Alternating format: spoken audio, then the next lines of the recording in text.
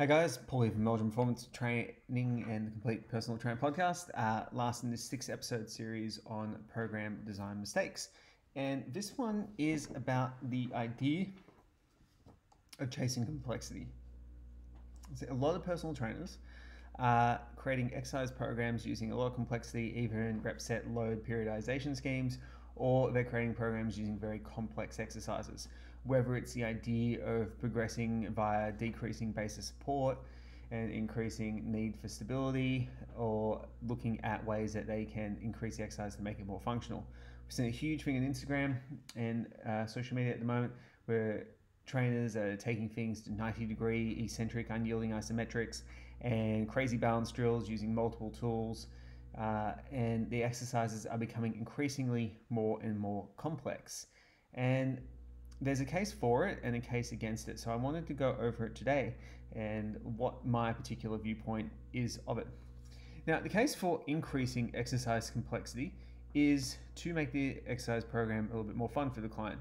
Obviously, people who are training, if they're not super keen on it, like they're not like training as their life and they're doing it more as a fun thing, which there's nothing wrong with, increasing extra complexity into the exercise program isn't necessarily a bad thing, because it will help someone, it'll help someone enjoy the program a little bit more.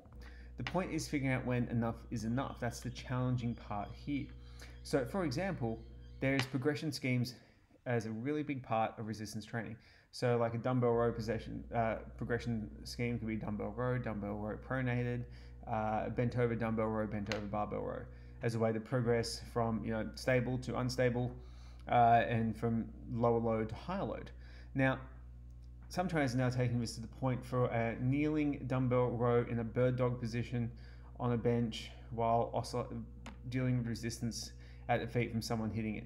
Now, what we need to consider is when we start adding complexity to exercises in this form, are we starting to train the client, or are we entertaining them, meaning we are amusing them in our exercise program?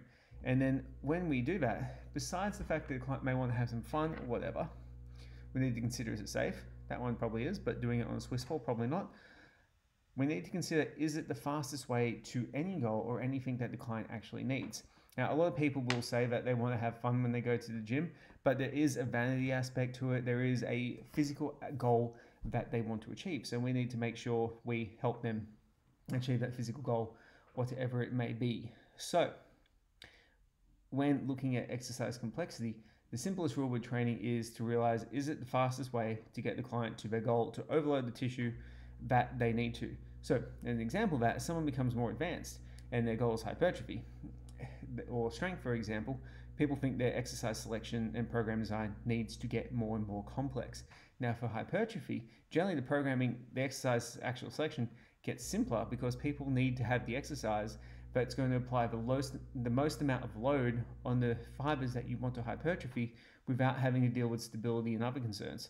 So for an elite level bodybuilder, a leg press is a better option than a barbell back squat because less fatigue and more stimulus to the fibers that they want to grow. So if I was going to pick one, I would be picking the leg press. For a powerlifter or a strength athlete, generally specificity needs to be in the way they wish to express it. So rather than progressing to more advanced forms of deadlift, like floating snatch grip deadlifts, etc., your best option is to build up towards a barbell deadlift for that person and get them working hard on that. So guys, that's my thoughts on the matter. When programming, it's not a long one. When programming complexity into your exercise programs, think about, is it entertainment or actually training? And does the client actually need it? Is it safe? And does it get us to the result in the most expedient way possible in the time that we have? What we'll find more often than not is these exercises are just very good for the gram, and most of the training from these trainers is coming, like most of their workouts are probably 80% old-fashioned, decent, normal strength training, and then the rest of it is just a finisher for a bit of fun and stuff to show off on Instagram and get clients. Thanks heaps for watching, guys. Speak soon.